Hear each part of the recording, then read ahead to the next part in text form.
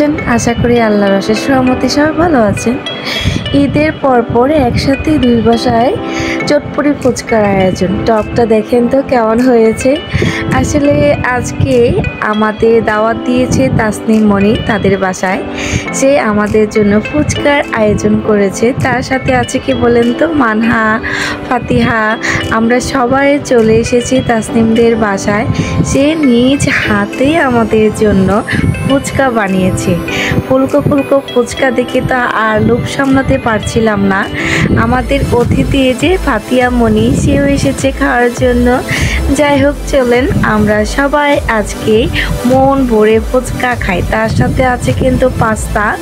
আসলে পাস্তার দিকে মন যাচ্ছে না এখন, শুধু এই যে টক টক ঝাল ঝাল মিষ্টি দিয়ে এই ফুচকাগুলো এই যে তাসনিম আমাকে একটা রেডি করে দিয়েছে, এখন এটা খাবো। আসলে ফুচকা চটপটি দেখলে কার না জিভে জল আসে বলুন। আমিও এখানে এসেছি খাওয়ার জন্য, তার সাথে সবাই। এই যে দেখেন ফুচকার টপিকটা এত দারুণ ছিল। ও এখানে ঘুগনি দিয়ে এটা করেছে, আমার খেতে তো খুবই ভালো লাগছিল। আমি এক এক করে এই যে দেখেন সবাই মিলে চেয়ার্স করে নিলাম। ফুচকা তো খেয়েছি, এখন দেখেন টক দিয়ে আমি একটা চটপটি তৈরি করেছি। কারণ হচ্ছে ফুচকা চটপটি দুইটাই ভালো লাগে, বাট আমার কাছে কেন জানি চটপটিটা গরম গরম চটপটি খেতে খুবই ভালো লাগে। বাট এখানে গরম ছিল না, আমি নিজেই তৈরি করে নিয়েছি। এই যে পাতিয়ামণিও আমার সাথে খাচ্ছে, কারণ সে তো এখানে খেতে এসেছে, তাই সে এখানে ফুচকা খাচ্ছিল। আসলে এই জিনিসটা এমন একটা জিনিস যে কেউ না খেয়ে থাকতে পারে না। আমার তো মানে সবই খেতে ইচ্ছে করছিল, বাট আমি আস্তে আস্তে একটু কমিয়ে দিয়েছি।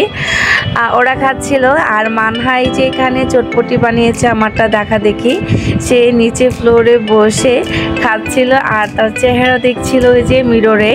মা আমাকে বলছে, মা খুবই মজা হয়েছে না? নিজে বানিয়েছি মা, দেখো আমি দোকানের মতো বানিয়েছি। সে অনেক কথাই বলছিল, আর তার চেহারা দেখে দেখে নিজেকেই হাই বলছিল।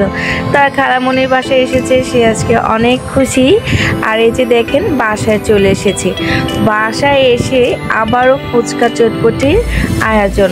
এই যে ওসমান সোনা, সেও বসেছে, একটু গরম পড়েছে, তাকে জামাটা খুলে দেওয়া হয়েছে এর জন্য।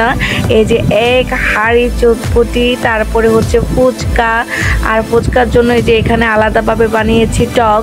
আসলে এই জিনিসটা ঈদের মধ্যে সবার বাসায় মোটামুটি হয়, তাই আমরা সবাই পছন্দ করি, তাই আমাদের বাসায় হয়েছে।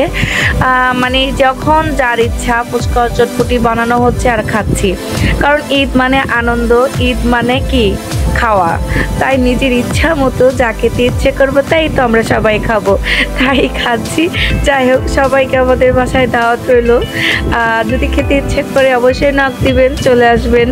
আশা করি আজকে ব্লগটি আপনাদের কাছে ভালো লেগেছে। ভালো লাগলে অবশ্যই লাইক কমেন্ট শেয়ার করে যাবেন, এবং যারা নতুন অবশ্যই আমার চ্যানেলটিকে সাবস্ক্রাইব করে দেবেন। আল্লাহ হাফেজ।